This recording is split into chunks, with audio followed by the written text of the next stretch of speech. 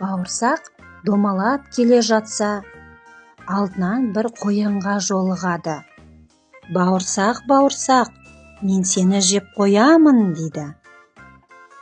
Қоян, сен мені жеме, мен саған өлең айтып беремін. Одан да сен соны тыңда. Аттайдан да құтылдым, әжейден де құтылдым. Қоян, сенен құтылу қиын емес бұл маған.